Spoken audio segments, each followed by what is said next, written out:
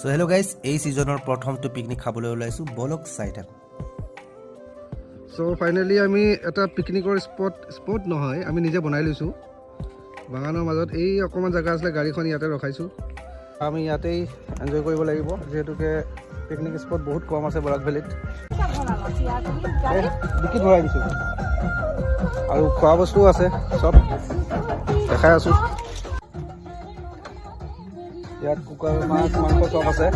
কৈ আছোঁ খৰিখিনি এনেই আনিছিলোঁ যে জ্বলাই পেলাই গৰম কৰিম বুলি, কিন্তু এতিয়া গৰম কৰিবলৈ কাৰণে কোনো পৰিস্থিতি আৰু বাগানৰ ভিতৰত জ্বলালে বেয়া হ'ব।